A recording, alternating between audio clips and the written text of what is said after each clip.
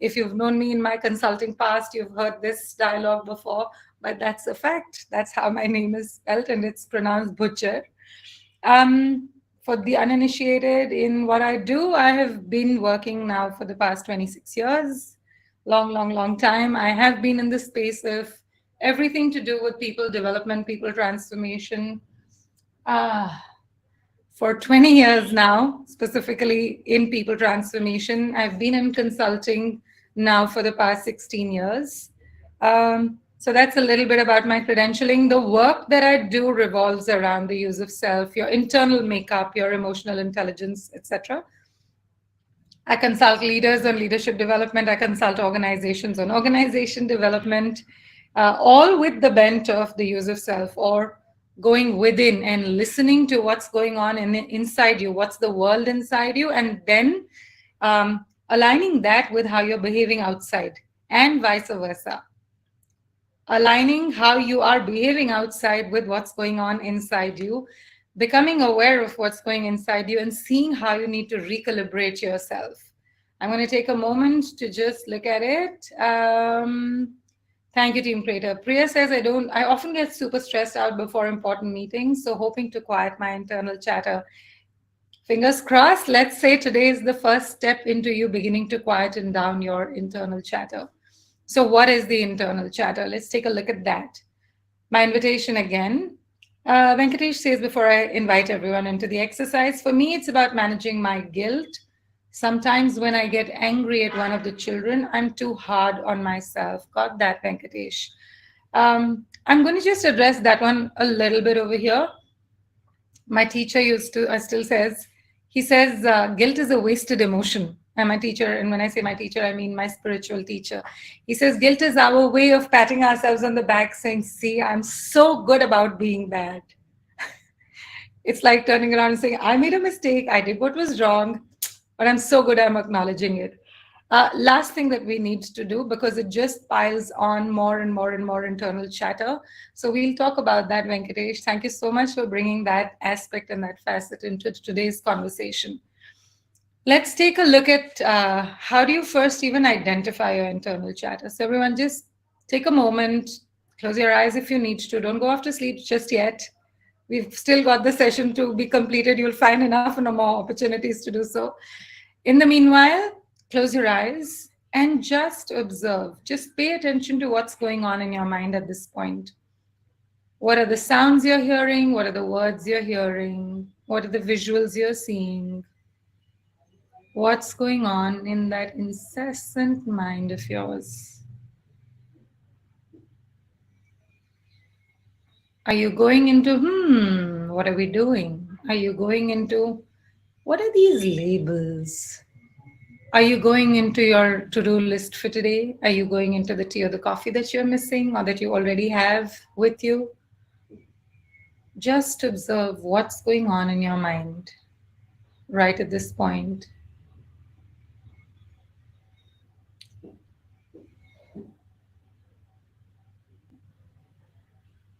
Brilliant. Now come back into the session, open your eyes and put down into the chat box, what is it that you found is going on in your mind?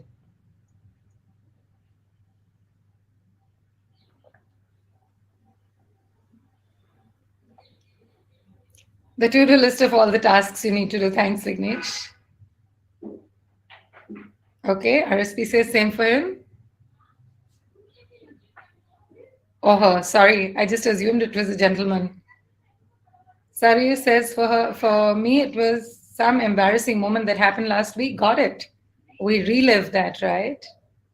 Okay. Priya, Nitin, Venkatesh, Geeta, Amy. Hello. Pending tasks and stress. Venkatesh is thinking about when he can take a vacation next. You and me, brother, you and me. Definitely thinking about when we can go for the next vacation, and a proper vacation. Not just sitting back in our sofas or our divans or our beds and thinking, oh, okay, I'm in Switzerland. We'll just wait for one or two more people to share what's going on and like what is it that they saw or observed was happening in their minds. Team Creator, please do keep an eye on LinkedIn and let me know if there's any response there. Abu's saying which geopolitical situation news? Oh, the whole geopolitical situation, news events and stuff. Got it. Sometimes it's external stuff, and stuff not related to us directly. Sometimes it is stuff related to us directly. Sometimes it's our relations and so on. Thank you for sharing that.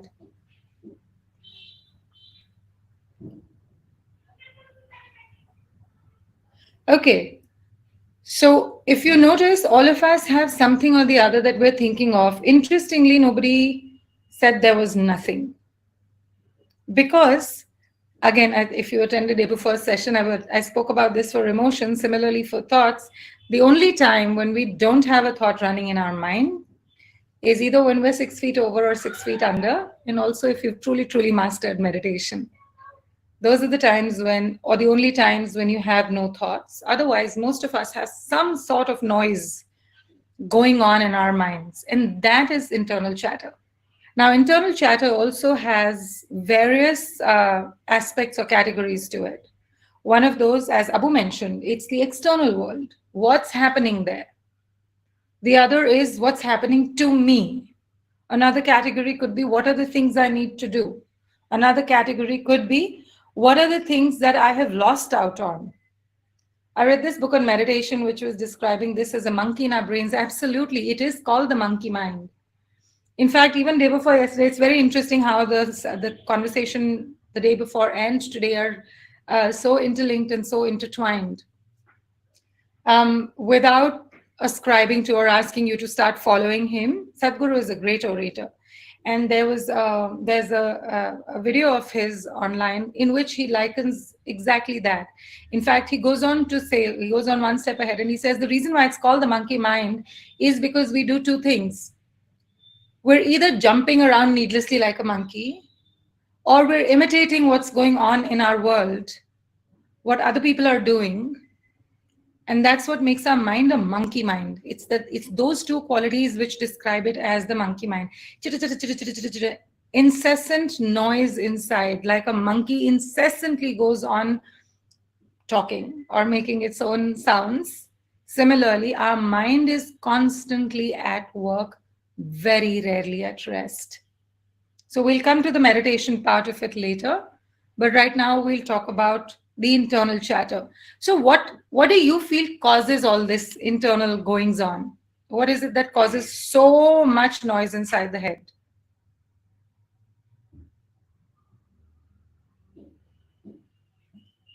One of the ways to look at that is to also see the things that you guys have experienced. So Venkatesh says stress causes all this incessant chatter. Okay. Your mind is at work 24/7. So are you stressed 24/7?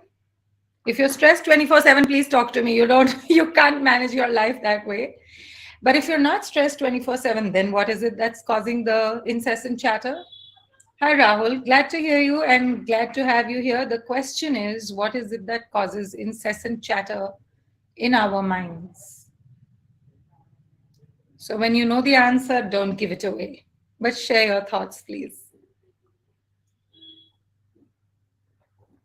What else do you think causes this internal chatter, this non-stop 24/7 conversation, dialogue, noise inside our minds?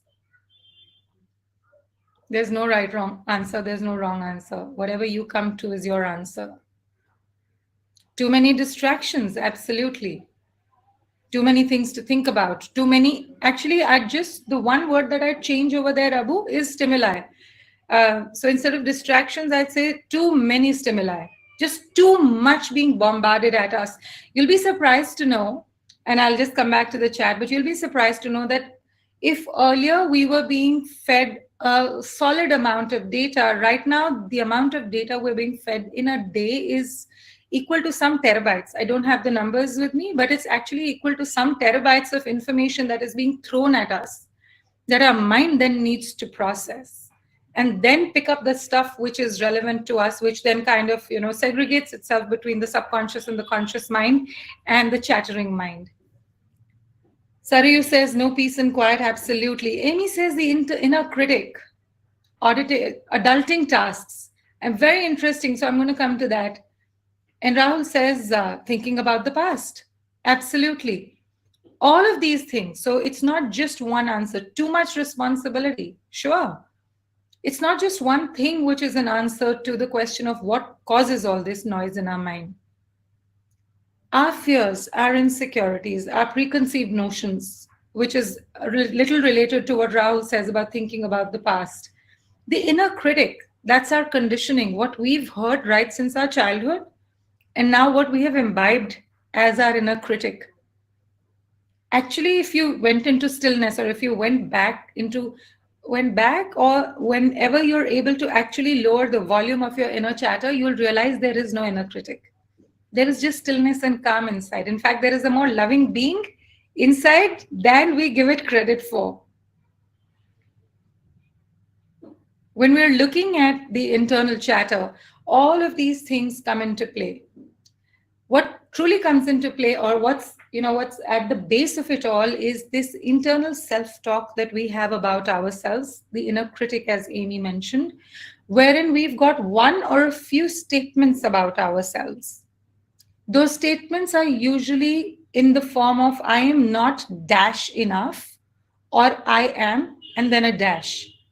Usually, the internal chatter, which becomes noise and is disenabling, is a negative statement. So I'm going to make you do another exercise now. Sit back and close your eyes. And think of one or two incidents in the past week itself, which have gone bad, which have been embarrassing, as Saryu said, which have made you feel ashamed, which have made you feel angry, sad, any kind of disenabling emotion. Take a moment, go back into that situation, relive that situation. And now observe, what is it that you have called yourself? What name have you called yourself? What label have you given yourself in that moment? So, for example, every time I stub my toe against a wall, against a stair, against the bed, sofa, anything, and I hurt my toenail really, really badly, the first thing I say after ouch, sometimes internally, sometimes out loud, is so stupid, Shalu, come on. So my first response is calling myself stupid. So what do you call yourself when something goes wrong? Please put it in the chat box. We all call ourselves these names, so please don't feel shy thinking, what are other people going to think of me? No one's going to think anything about you. We all have these names. Thank you, Vignesh. Vignesh says he feels like an idiot. Very close to what Shalu feels like, stupid. Yours in Kannada. Do you want to just tell us what it means? It'd be fun to know a Kannada word also. Unless, of course, it's a swear word, then don't say it, please.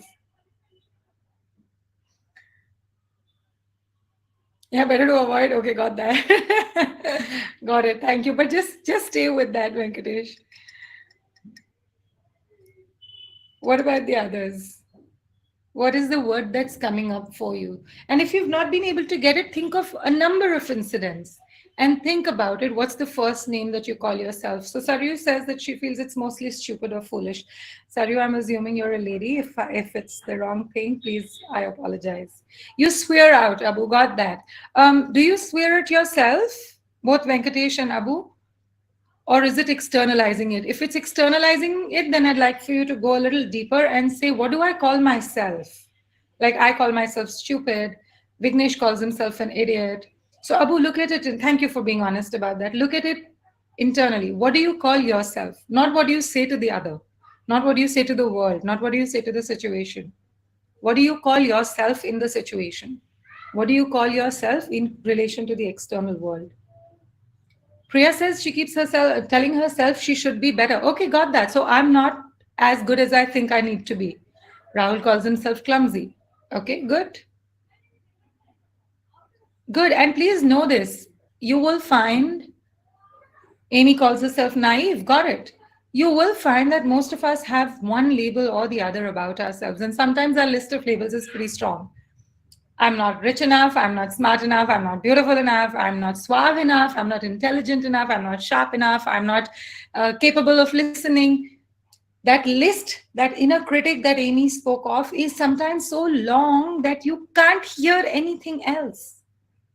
It just goes on and on and on. Now let's peel it one onion left further. Um, who are people who are stupid or idiots? Who are people who should continue to, or who need to be better? Who are people who are clumsy? Who are people who are naive? Find one word that describes that.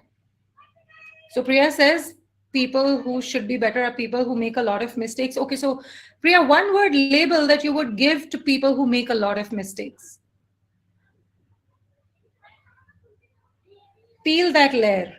Go one layer deeper. Careless. And who are people who are careless? Who are not what? Who are not enough of what?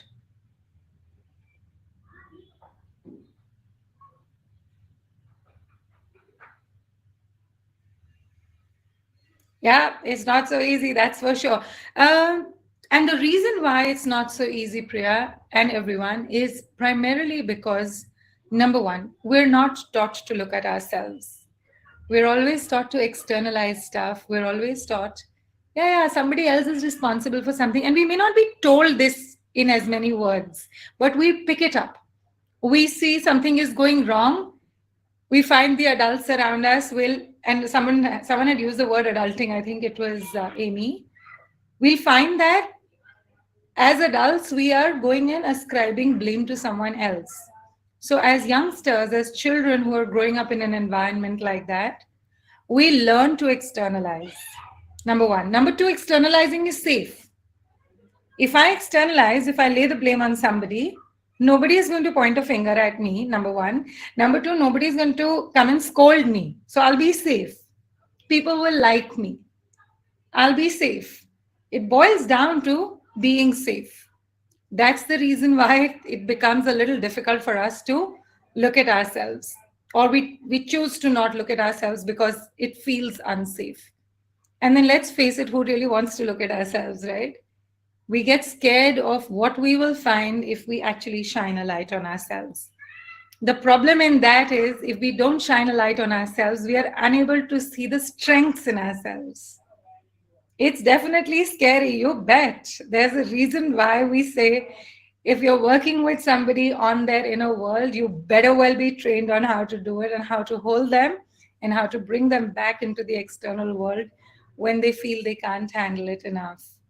So, any of you, if you're not life coaches, if you're not, even if you're a life coach, Rahul, and you're not trained on doing inner work, don't do it. Don't go there till you feel you're confident and ready enough to handle people's fear around it. So, coming back, our internal chatter requires us to peel the layers. So, it's not enough to say that I feel stupid. Why do you feel stupid? It's because my conversation is I'm not intelligent enough. And Rahul, that was just, I mean, it was just a side. I'm sure you are a responsible life coach. That's one of the first things that we learn when we become life coaches, that other people's emotions and their well being are in our hands. So we need to be careful. It was just an aside and a joke.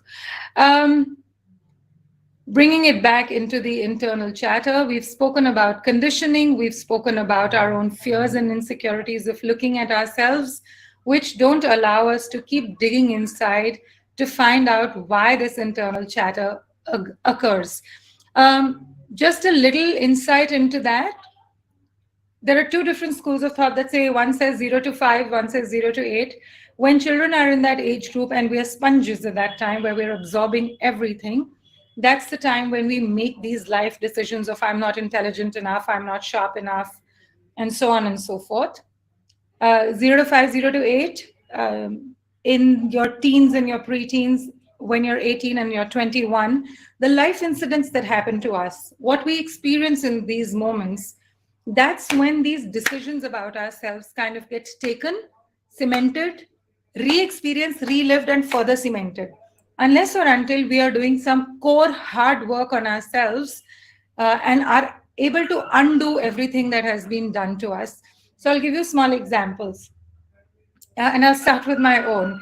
When I was like really tiny, I don't know how, I must have heard someone say this. I got the fear of mathematics in myself. And I must have heard some elder around me say, oh, none of us are good in math. Now I'm a tiny little kid, still, just in the beginning stages of my school, so class, KG, nursery, things like that. And I've just heard now that, oh, none of us are good in math. So by the time I come to class one, every time there is a math exam, a test, so when I was younger, we used to have unit tests even in class one. Now governments have made schools much kinder, but we used to have math tests. I would have fever till my mother caught on after I think 2 unit tests or something. She caught me. She said, "Off to school, miss." She told me this story later that this is what you used to do. You'd start getting fever or whatever, feel sick and not go into math class.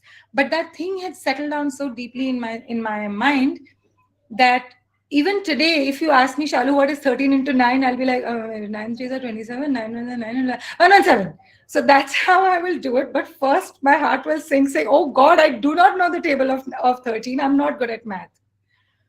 Now, not good at math is still very harmless. That's not bad. I was still quite fast, yeah, because I had to do. Venkatesh, this was about my, is that, so to speak, it was about, about appearing to be a fool. So I was able to do it quickly. But, and that's what I was saying, that not knowing a subject, not knowing math is still very harmless. A lot of times we also pull in stuff like, you're never going to be smart. You're such a dirty child. You're not pretty. Look at them, they're so cute. You're not cute. And children pick that up. I'll give you another example. So in one of my coaching sessions with one of my clients, this gentleman came very, very angry. Now, this is a person who has a very lavish home. He's got a massive, massive business, like very widely spread business in many, many different things. So one day he came in for a coaching session, pretty livid. And I said, okay, so what happened? Abu, I'll just come to that question. I just want to share that example first. He came angry and I said, what happened? And he started telling me. So he had come to one of his homes after a little while. And when he got home, he realized that an artifact, a little curio that he had placed on one of the tables, was not kept the way he wanted it kept. He actually fired the person who was responsible for one, managing the house, and two, dusting. They were two different people. So he fired two people. He unemployed them, and then he came to me saying, I still can't get over the anger. So of course, as a coach, my job is to ask questions. So I asked him, okay, and what about that unangled artifact unnerved you? And he says, oh, I'm a perfectionist. Everything has to be perfect. And, when I've asked for it to be put at just that angle, why can't it be put at just that angle? So anyway, very interesting conversations. We got down to the bottom of it. And it turned out that when he was a kid, he was very dirty and they didn't have any domestic staff at that time. And he was expected to help out his mother. But he would come and he would throw his bag here, his shoes and socks there, take off his t-shirt and put it somewhere. Use his towel and leave it wet on the ground and so on and so forth. So his mother used to constantly say, you're such a dirty child. So he made a decision, I am not clean enough. And he stuck to that decision through his life. Now, the funny thing about these decisions that we make, and the sad thing really, is we start out with a decision, I'm not dash enough. In this gentleman's case, I'm not clean enough. We keep looking for evidence that proves that we are not that, like that I'm not that enough.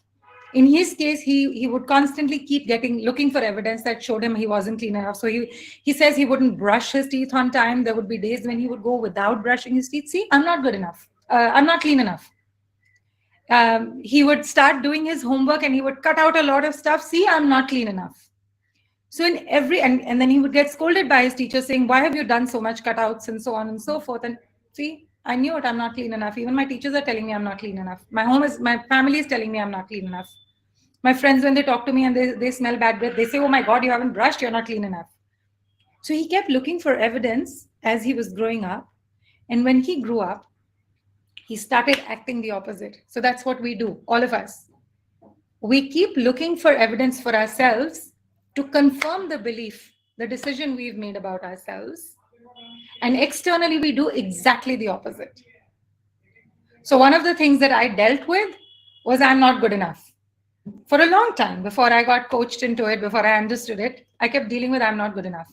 So, what I would do is whenever anyone would challenge me on what I was saying, whenever anyone would ask me to do something and then give me feedback on it, I would lash out and I would get sarcastic.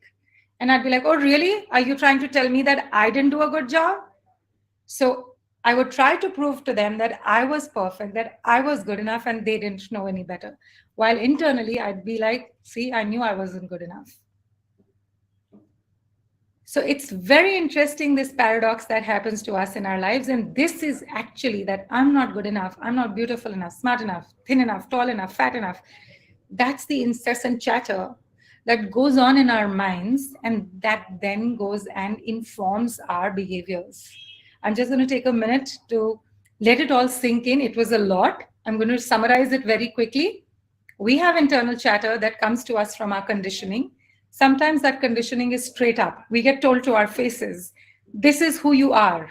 Sometimes we absorb it from our environment, people around us talking about us or talking about things at random, which we choose for ourselves. And we make a decision about ourselves. We then spend our lives looking for evidence to help us believe our own decision. And yet, to the external world, we do things opposite and we try to prove ourselves the opposite of our own decision. So let that sink in. If there are any questions, please go ahead and ask. In the meanwhile, I'm going to look at the chat.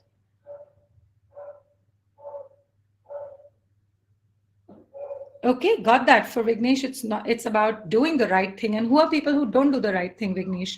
Look at what's that decision you made about yourself. Why is it so important to do the right thing? What is the right thing? What's right for you might not be right for me. Always remember this when it comes to right, wrong, good, bad, true, false. What is true for the spider, what is right for the spider, what is normal for the spider is chaos for the fly that's caught in the spider's web. Raki, we are going to come to how to overcome I'm not good enough chatter within. I think the first thing is to understand where the chatter comes from, then to look at what is my own internal chatter, and then come to how do you lower the volume. So we're getting there. Raki says, I'm not good looking. Okay, got that. Vignesh says, gray areas really stress me out. Got that, got that. Thank you so much for sharing all of that. And it's brave of you to be able to articulate that in a public forum. So thank you for doing that. So look at that, right? Look at what lies underneath. And a lot of times, especially when we're doing things to try and prove to the external world that this is who I am, we're usually doing it for the benefit of one person. Let me give an example. So it'll be food for thought for all of you. Usually either my father or my mother or my grandparents, my sibling, my older sibling, or maybe a best friend, some figure of authority and trust that we look out, who we look up to, is the person we're trying to prove ourselves to. So if my whole conversation, for example, if it was, I'm not intelligent enough, it was so that I could prove it to my parents that I am an intelligent child. You haven't failed. So even if I'm being sarcastic to somebody else, even if I'm putting myself to the grind and I'm doing a lot of hard work to prove to the world that I am good enough, internally, I will only be seeking their approval. I don't care if I get 100 awards. I don't care if 1,500 people come to me and tell me, wow, Shalu, what a good job done. I just want the pat on the back from my parents. For a lot of people, it's older siblings. All I want is for my brother to like me. All I want is for my sister to say, wow, you're so beautiful. And that's sometimes some mother, father. Raki, I'm just actually going to one of you. Raki said, I'm not good looking. Thank you. So, that's also something, again, another person who I coached. Actually, this also happened to me. I was really young, and like any young girl, I used to love to use my mother's makeup. So I'd wear my own dresses, and then I'd wear my mother's shoes with little heels, and I'd try to put on a little bit of makeup, and then I'd stand in front of the mirror and I'd look at myself. So my mother would laugh at that. And then one day, she'd just make fun of it. And one day, very lovingly, she said, you're not even that beautiful. Come on. You can't keep looking at yourself in the mirror. Now, I was in my teens at that time. Poor thing, she said it in jest, and me, growing young child, I took it to heart. And I said, shit, my mother doesn't think I'm beautiful. And I went on with so much of I'm not beautiful enough, I'm not beautiful enough, that internally I actually created a physical ailment called psoriasis, which gives me spots on my face and some parts of my neck. And interestingly, psoriasis begins for people in the folds of their body, so this area of the fingers, similarly in the toes or near the elbows. And mine started straight on my face, and doctors across the world were flummoxed. Why has it started on her face? It was only much later that I found out why it started on my face, because I was trying to be beautiful for my mother and I just felt that I wasn't. So I created a physical ailment. That's how powerful the internal chatter is. It's much later when I started working on it, and I went and I addressed it with my mother, and I said, but you said I'm not beautiful enough. And she said, are you crazy? Have you looked at yourself? Have you seen how pretty you are? And I was like, why did you say it at that time? And she said, I don't even have a recollection of this. I have no idea I said this. And even if I said it out of total love. It was just a joke. And here it was. Then my mother's sitting there and she's saying, are you crazy? Have you looked at yourself, how beautiful you are? Until that time, anyone who came and told me, Shalu, you have such great features, you're so pretty, none of that mattered. But that one moment when my mother said, and I remember looking at myself in the mirror after that and saying, my God, I do have good features. It's insane how we work. And sometimes it is painful how we work. Our internal chatter, I'm not beautiful enough, I'm not good looking enough, I'm not rich enough, I'm not thin enough, I'm not capable enough, I'm not good enough, I'm not tall enough, I'm not worthy enough, I'm not worthy of love. They become so strong in our minds, they lead us to such poor experiences of life, they lead us to so much depression. They lead us to such harsh behavior, such aggressive, unkind behavior towards other people. And sometimes it leads to us inflicting harm on ourselves, like depression. And thus it becomes so important to look at that internal chatter and to say, hey, hold on 1 second, is this even true? Priya, how did I realize that this was the incident that triggered? I've done a lot of work on myself. So I'm a life coach who's become a life coach after doing work on myself. It takes years, and I've been very, very lucky. Before I became a coach myself, I've been very lucky to have great people guide me, and I've had very good coaches for myself. I've done a lot of modalities, and thus when I do my work today, I'm able to draw on whatever I've learned. I'm able to draw on whatever I've experienced and then work with people.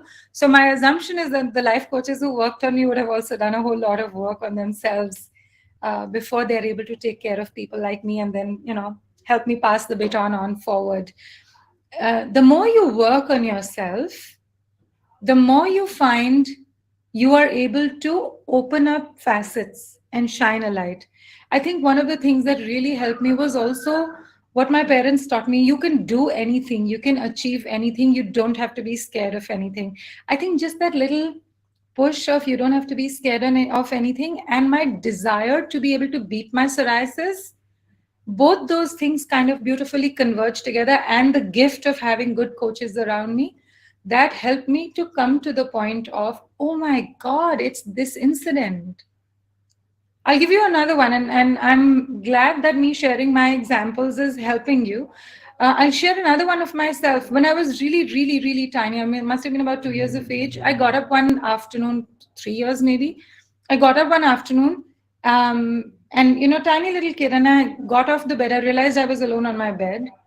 I tried to get down. How I got down, I don't know, because I don't have that much of a recollection. But I remember looking around in the entire house, not finding my mother, not finding my brother, who I was used to seeing in the afternoons at home. And all I recall is and that memory is so vivid. I recall that I cried myself. I don't know whether it was cried myself to sleep or was it cried myself to a blackout, but I remember crying and crying and crying till everything went blank. I have no recollection after that. And that led me to feeling abandoned. So every time I must have made a decision that I'm not going to be so closely attached to someone. Or what we must remember is 0 to 8, we don't have too many words. We just have an experience and an emotion. But whatever decision I took in that moment, every single time I got into a relationship, whether it was a best friendship, it was a friendship, regular friendship, or it was a close relationship, I would always be on my guard saying, you know what, I'm going to be abandoned. Therefore, let me not get too attached anyway. So it took me a lot of work to get to that point saying, damn, that's why I am the way I am.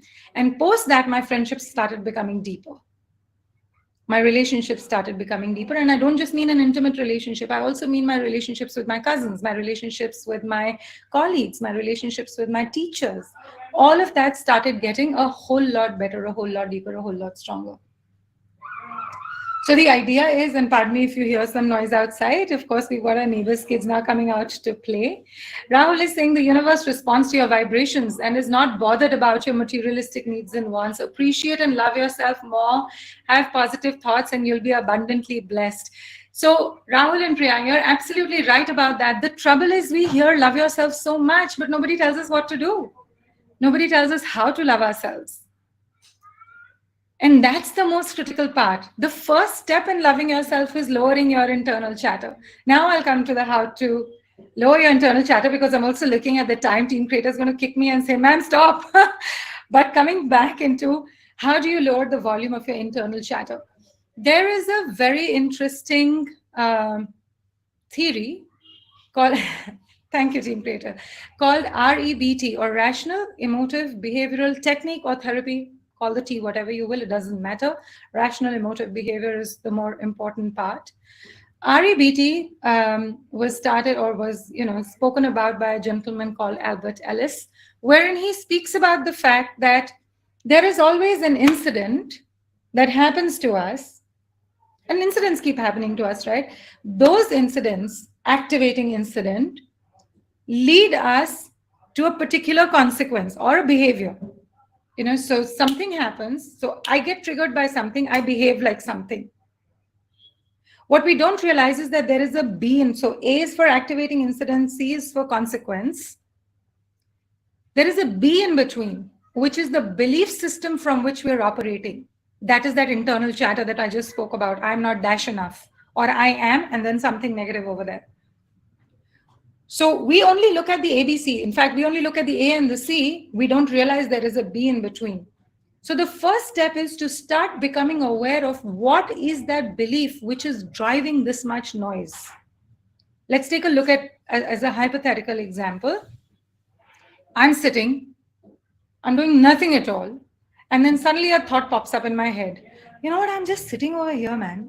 If I just keep sitting over here, how am I going to make money? If I don't make money, how am I going to live in my old age? Oh my God, I better start saving. But what am I going to save? I'm not making any money. Look at my peers, man. People who I have trained, they have gone ahead. They have become better than I am. I don't understand this business. I don't see what's going on. I'm so poor, man. Matlab, this is crazy. The world has something against me. Nobody is giving me good assignments. I'm sitting at home. Why can't they send me good assignments? I mean, look at people before me. Look at people after me. They're all doing so well. I think my destiny is only poor. I was robbed of a chance of a destiny at all. I don't know why God has something against me. Everyone has something against me. Look at all these people. Look at my neighbors started fighting me with over water yesterday. You started out just sitting quietly, and you've now reached with a fight with the neighbor. You've gone to God and you've blamed your destiny. You've done everything on the planet. There you go. Okay, Rakhi got that. The idea is all of this started from that conversation of, I'm not good enough and that's why I'm not getting what I need. I'm not good enough. That's why my colleagues have gone ahead and they're doing better than I am. Now, it could be I'm not good enough. It could be I'm not intelligent enough. And it could be I'm not deserving enough. It could be I'm not worthy. It could be I haven't had a good childhood. So, I'm not blessed enough. I'm not resourceful enough. It could be any of these things. I'm just taking the example of I'm not good enough. First step, start becoming aware of that B, the belief. Then, so ABC is done. Now we come to D. Debate the belief. From D to B, debate the belief. Is this really true? Is it true that I'm actually not intelligent enough? Is it true that I'm actually not beautiful enough? Is it true that I'm actually not good looking enough? Is it true that I'm whatever it is, you debate that. When you're debating, the debate is not just with yourself, because if your question is it true that I'm not this enough, you'll go and look at yourself in the mirror. Yeah, man, I'm really not beautiful. You want to gather um, evidence from other people. You want to get feedback from other people. Hey, what do you think? Hey, how do you feel? Hey, do you really think I'm like this? Hey, can you give me some examples that help you feel that I'm like that? That requires a lot of gumption, by the way, a lot of emotional intelligence. Topic for another day. But go and get feedback from the people who you trust to tell you the honest, bare truth, and whose word you trust. So we've got A, activating incident, B, belief, C, consequence, D, debate, and E, enabling belief. You had a disenabling belief which says I'm not intelligent enough. You've debated it and you've come to the realization, oh my god, if I was not intelligent enough, I wouldn't be holding my job. Oh my god, if I wasn't intelligent enough, I wouldn't have had the guts to go ahead and change my career. If I wasn't intelligent enough, I wouldn't be an entrepreneur, and so on and so on and so on. Therefore, from today on, my enabling belief about me is I have what it takes to, and whatever you could have your enabling belief as whatever. Now, here is also what I say. Uh, Here is a place where you may want to reach out to a coach who can help you with these kind of beliefs, because if you were able to do it by yourself, you would have done it by now. Socrates said this. Socrates actually used to believe that when the minute people know that they should, they will. Uh, Unfortunately, the truth of the matter is we know that we can, and yet we don't, because we need a little bit of a nudge. We need a little bit of that support system to kick into place. That's why people like Rahul and me have jobs and businesses and so on and so forth. Uh, Control your mind and don't let the mind control you. Absolutely. So similarly, so one part is this whole REBT exercise. Another way of controlling your mind chatter or to lowering the volume of your mind chatter. I'll give you an example. Thank you, Amy. I'll give you an example of what I used to do. So when I started working in one of my organizations, one of the pieces of feedback that I got was, Shalu, you zone out. You don't listen very carefully. Now, for me, that was a huge thing, saying, hey, but I'm a trainer, I'm a facilitator. What do you mean I don't listen? So I was told, but you don't listen very carefully. You zone out while you're in meetings.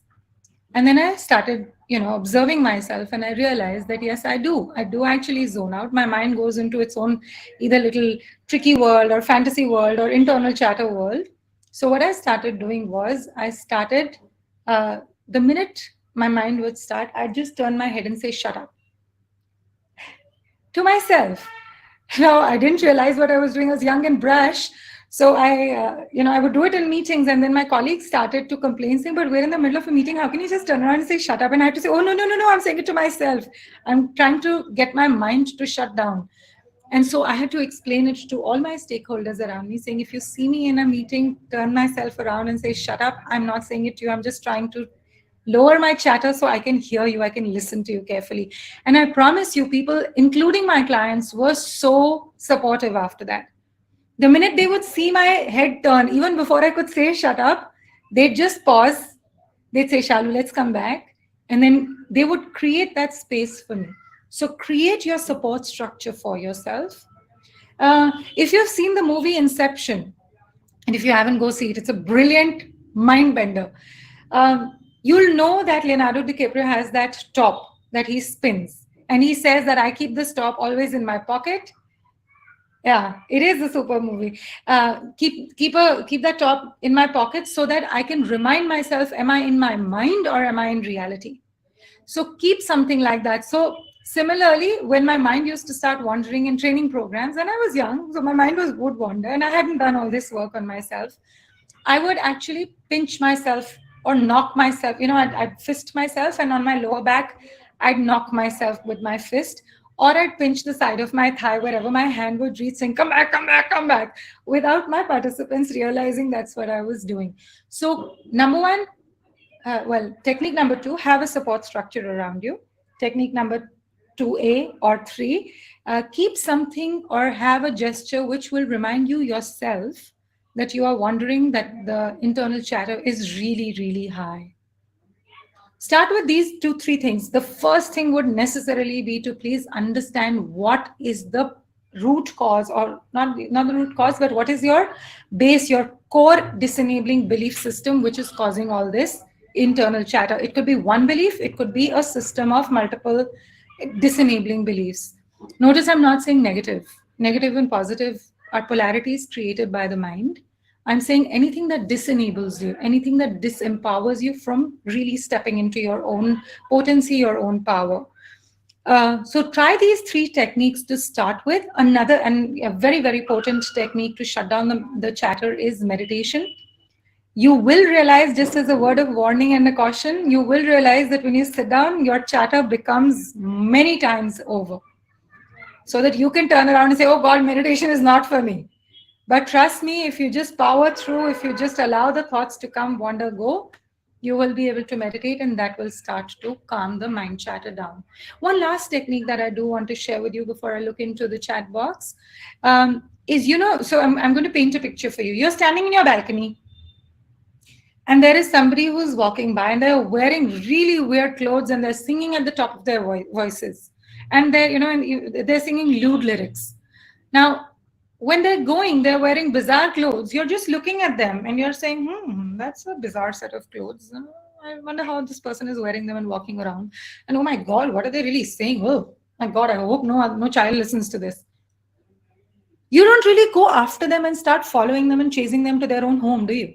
Till the time that they change their clothes. If you do, you definitely need to come and talk to me, or you need to go to a psychiatrist. But if you don't, you're a normal human being who doesn't follow people. Now, do the same thing with your thoughts. If there is a thought that comes up, allow it to come up. Don't try to suppress it. I'm not in favor of that. But watch it go, like you would watch a stranger on the street go. But you wouldn't chase after that stranger. Don't chase the thought. Don't add one thought, don't take the first thought and then add one thought to it, like the example that I gave you. I'm just sitting behind, I have nothing to do. Oh my God, look at my colleagues, etc., etc., etc. So try these 4 techniques. Sensing and realizing when they're not good enough, practicing to ignore it and move on to shun it makes life more peaceful. As the adage, ignorance is bliss. I agree with the first part of it. Don't ignore anything.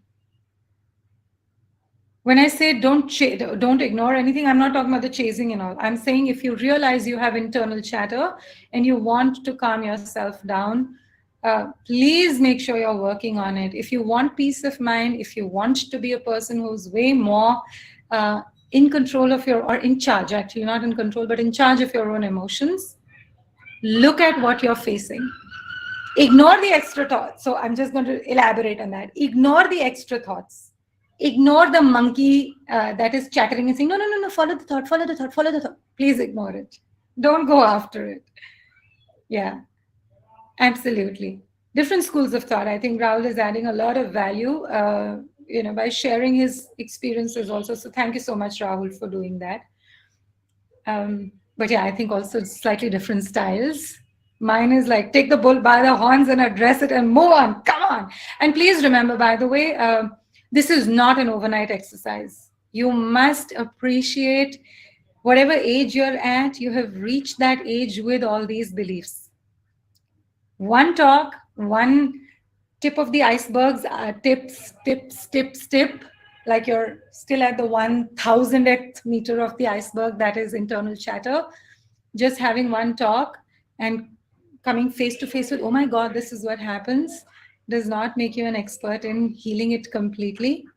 So please work on it. Please give yourself the time and the allowance to try, fail, succeed. It's not going to happen overnight. Please remember that. Yeah, absolutely. Too much of anything is not good, says Rahul, especially the thoughts draining your thought process and energy. Absolutely. If your thoughts build on each other to create something greater, what can we do about trying to build sustainable homes? Okay, so what needs to be the material to use for building sustainable homes? What on the planet is the most non-destructible? Plastic. Okay, what can we do with plastic? Tuck. You're actually building on the thought. But if you take a disenabling thought and you build too much on it, as Rahul is saying, too much of anything is not good at all. You love potatoes, you eat too much of potatoes, you'll become a potato yourself. You love uh, too much, anything which is too sweet, you continue to eat too much sugar, you will get diabetes, and so on and so forth. So similarly, anything disenabling, any disenabling thought, any disenabling behavior, if you do too much of it, if you indulge too much in it, it is going to create problems for you. So build on thoughts, definitely, which are empowering, which are enabling, which create something greater. Run away from things which don't create greater. Don't start following and chasing them. I missed the first 20 minutes. Do you provide a recording of this meeting? Suggest to attend the upcoming. Please definitely attend the upcoming sessions. They will be linked to what I'm talking about today. But yes, the team does provide a recording. It'll be, I think they will repost it on LinkedIn for sure. It should also be up on YouTube, I think. Perfect. Amy asks, what to do about recurring thoughts like you ignore, but they come back? Some things which are out of control. Right. So, Amy, there are a few different things you could do about recurring thoughts. Recurring thoughts come because, the core subject of that thought is a pain point for us. Look at that pain point, address that pain point. If you can't do it alone, and sorry, let me take a step back before that. A thought reoccurs when it's not addressed. A thought reoccurs because it's a pain point for us. A thought reoccurs because there is a fear attached to it. It could be a fear of the present, for the present, or it could be a fear for the future. So look at what is causing the thought to reoccur and then address it accordingly. As I invited you to do, you're more than welcome to reach out to some coach. You're more than welcome to reach out to me, anyone in your vicinity, anyone who you trust, and ask them to support you with it. When you have someone who's a trained, experienced coach, they will be able to hold your hand in the right way. Remember, this coaching is not about telling. Right now, what I'm doing is not coaching. I'm talking to you, I'm using some coaching techniques of asking you questions, but I'm not in coach mode right now. I also gave you exercises to do in terms of, sit down, identify your beliefs. So I told you these are the things that need to be done. A coach will never tell you what needs to be done. They will invite you into exploring what all you can do. And the minute you get into exploring what all you can do, you come to the core of why a particular thought or a behavior is reoccurring, or a fear is reoccurring, or a dream is reoccurring, and then you're able to take steps to overcome it. I hope that helps. And when you say things which are out of control, you may want to see why they feel out of control for you. Here are a few things which are out of your control. Death. So you cannot control death. Somebody else's thought process, you can't control that. Somebody else's reactions, you can't control their reaction. You can control how you react to their reaction. These are some of the things which are out of control. Petrol prices, can't control them. The war, can't control it. Apart from that, I come from the school of thought, and due respect to everyone and everything else, I come from the school of thought that says that unless or until I have been bound, gagged, beaten on the head, drugged, and then made to do something, everything else is a choice. Very few things are out of my control. I'm choosing to go ahead with things the way they are without wanting to take the responsibility of changing them. Choice is also a topic for another conversation. But perhaps you could list down the things which seem out of control and ask yourself, are they really out of my control? And if they aren't, what can I do about it? I'm going to just put down my number, although I know that Team Creator shares it. I'm just putting down my number and my email ID in case anyone wants to reach out to me and ask your further questions. Here, I've just shared it. Please don't hesitate to reach out. You don't have to work with me, but I'm happy to be a sounding board. So welcome, Amy. Anything else I can answer? So we've spoken about what is like we've experienced what is the internal chatter. We've spoken about how to peel the onion. You're so welcome, Priya. Thank you so much. We've spoken about how do you like what are some of the things that you can do to control and lower the volume of your inner chatter. Um, if there are any further questions on this, I'm very happy to talk more about that. If there aren't, I'm very happy to also take your leave. I'm sure all of you want to get on with your evening. It's already 6:30. Thank you very much. If there are any few questions, last few questions that I can answer quickly, I will. Thank you for being here, Saryu. How to overcome I'm not good enough? Slow and steady steps, Rakhi. You're so welcome, Rahul. Rakhi, slow and steady steps. I think start gathering. Okay, step back. First and foremost, make a list of all the areas where you think you're not good enough. It's also called imposter syndrome. Oh, I should also tell you, I'm going to be at some point of time in April, and I will put it up on LinkedIn. I'm going to be doing a focused class on the imposter syndrome, which is the whole point, or the whole thing around I'm not good enough. So if you'd like to join in, you're more than welcome to. The information will be available on LinkedIn. I'm glad Rakhi asked that question. Otherwise, I'd have forgotten. Um, so first, make a list of all the areas where you feel you're not good enough. You can't not be good enough in every area. So make that list and then start gathering evidence around, am I really not good enough at this? Am I truly not good enough at this, or am I choosing to not be good enough at this? Do I need some skills that will help me become good enough at this? Do I need to change some behavior? What do I need to do to become good enough at this? So start with that step, Raki, and then uh, see if you get better. If you don't get better at whatever you think you're not good enough at, it means it's a deeper seated issue that needs to be resolved. And we need to go back to the point of creation of that I'm not good enough story. That you can only do with a trained, capable life coach or a trained, capable coach. Doesn't have to be a life coach, trained, capable coach that you can work with. I hope that's a starting point for you, Raki. So welcome. All right, everyone. Have a super duper evening ahead. Thank you very much for listening to me and engaging with me. It was a brilliant session for me as well.